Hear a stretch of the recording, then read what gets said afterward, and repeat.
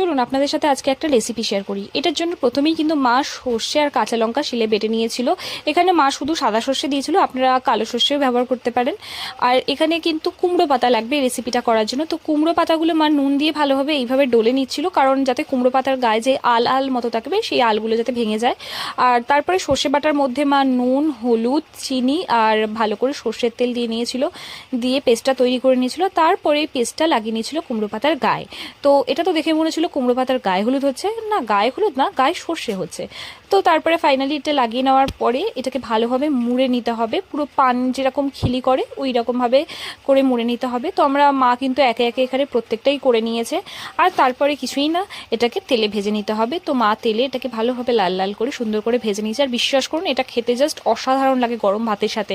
আর এই রেসিপিটা হচ্ছে আমার ঠাকুমার রেসিপি, আমার ঠাকুমা করতো আগে এটা। তো মা করেছিল অনেক দিন বাদে, বেশ ভালো লাগছিল খেতে গরম গরম ভাতে, জাস্ট অসাধারণ। একটা সর্ষের তেল আর সর্ষের একটা আলাদাই ঝাঁজ থাকে। তো সেদিন মা দুপুরের লাঞ্চের মেনুতে বানিয়েছিল ভাত, ডাল, না সরি ভাত আর ডাল বেটে সেটা দিয়ে বড়া করে সেটা দিয়ে তরকারি করেছিল। তো সেই বড়াই আমার জন্য একটা এমনিও রেখেছিল, সেটাও খেয়েছিলাম। আর এই পাতুরি আই থিঙ্ক বলে এটাকে, তো পাতুরিটা অসাধারণ লাগছিল খেতে। দুপুরের লাঞ্চটা তো জাস্ট জমে গিয়েছিল।